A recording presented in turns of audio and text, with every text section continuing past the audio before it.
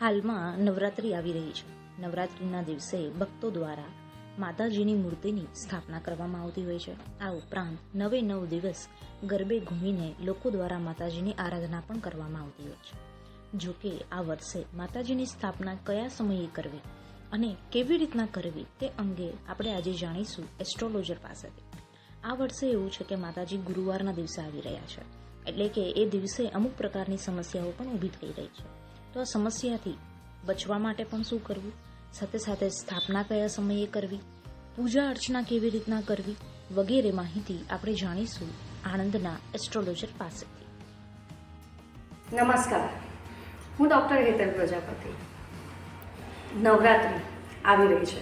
આ નવરાત્રિને આપણે શારદીય નવરાત્રિ કહીએ છીએ. આ ફેરીમાં ગુરુવારના દિવસે માનું આગમન છે. નવરાત્રિનો પ્રથમ દિવસ ગુરુવારથી છે. ગુરુવારથી જ્યારે માં આવે છે ત્યારે એ પાલકીમાં સવાર હોય છે. જ્યારે માં પાલકીમાં આવે છે ત્યારે એવું કહેવામાં આવે છે કે માં ક્રોધ અવસ્થામાં હોય છે, માનો ક્રોધ હોય છે. એટલે એનાથી શું થાય, માનો જ્યારે ક્રોધ હોય છે ત્યારે રોગચાળો ફાટે છે, અર્થતંત્ર ખોવાય છે અને બિઝનેસમાં મંદી આવે છે, જેના કારણે વ્યક્તિઓને પીડા સહન કરવી પડે છે. શારીરિક અને માનસિક પીડા પણ થાય છે. આના માટે આપણે માં જ્યારે ઉગ્ર સ્વરૂપમાં હોય ત્યારે માની આરાધના કરવી જોઈએ, એમના મંત્ર જાપ કરવા જોઈએ. બિઝનેસવાળા જે વ્યક્તિઓ છે એમને દુર્ગા સપ્તશતીનો પાઠ ડેલી 11 વાર કરવો જોઈએ. માને ભૂગળનો ધૂપ કરવો જોઈએ, માને ગમતા નિવેદો બનાવવા જોઈએ અને ધરાવવા જોઈએ.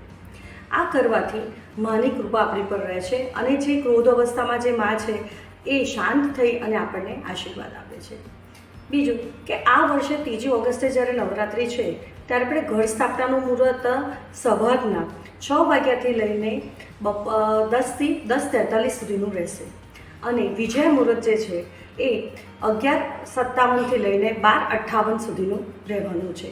આ ટાઈમે તમે તમારા ઘરે માતાજીની સ્થાપના કરી શકો છો, કળશ મૂકી શકો છો, અખંડ દીવો કરી શકો છો. આપણે જ્યારે અખંડ દીવો મૂકીએ છીએ અને કળશ સ્થાપના કરીએ છીએ તો આપણા ઘરમાં માનું જે સ્થાપના કરીએ છીએ તો ઘરની અંદર તાળું મારીને 9 દિવસ ક્યાંય જતું નથી. બીજા નિયમો એ છે કે આપણે કોઈને ખબર કાઢવા કે કોઈના મરણમાં પણ જઈ શકતા નથી. જે વ્યક્તિઓ પોતાના ઘરે અખંડ દીવો મૂકતા હોય અને કળશ સ્થાપના કરતા હોય એમને 9 દિવસ આ વસ્તુનું પાલન કરવું પડે છે. બીજું કે આપણે આપણા ઘરમાં કોઈ પણ વ્યક્તિને બીમાર હોય એની ખબર કાઢવા જવું હોય કે કોઈને મૃત્યુ પામ્યા હોય ત્યાં આગળ આપણે જઈ શકતા નથી અને આપણા ઘરમાં શુદ્ધ અને સાત્વિકપણું રાખવું પડે છે.